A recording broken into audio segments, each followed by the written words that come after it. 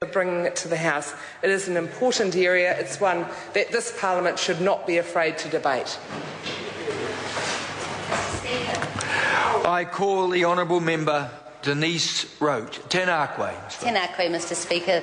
Thank you for the opportunity to speak on this bill.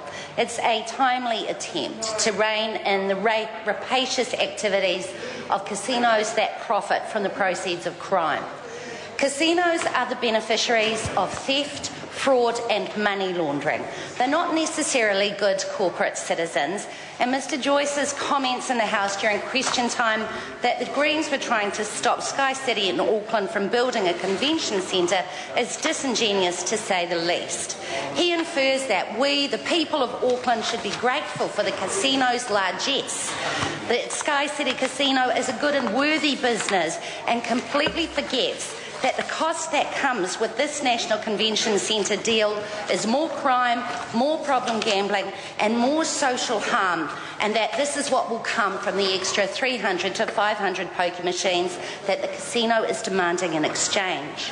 This bill is an attempt to reduce the crime level associated with casinos by ensuring that they can no longer help the criminals.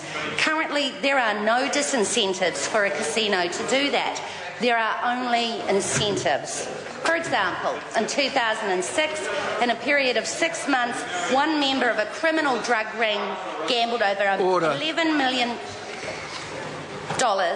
classic money laundering, and from that exercise, the casino kept $1.5 million in profit.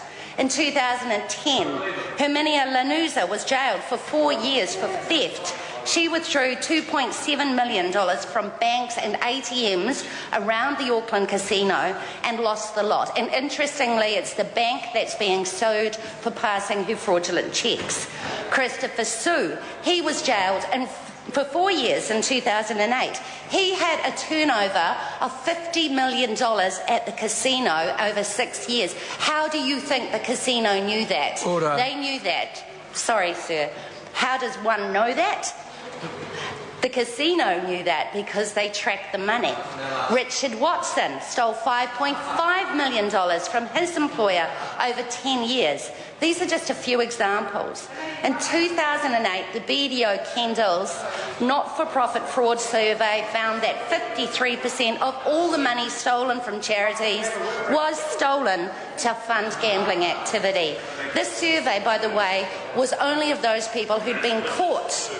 They calculated that the average amount stolen from community organisations was $180,000 per person. That's a huge amount for a charity to lose, and they can't afford to lose it, especially as they are, quite correctly, held to account for the public funds and donations that they receive and spend. Charities lose money for gambling. Small and medium-sized businesses lose money to fuel gambling activity. These employers are good employers. They provide employment, they pay tax, they contribute to our economy. I'm sorry to interrupt the Honourable Member. Honourable Members, the time has come for me to vacate the chair. This debate is interrupted and set down for resumption next sitting day. Honourable Members, the House stands suspended until I resume the chair at 9 a.m. tomorrow morning for the extended sitting. Ka kite anō, ho mauri, good night.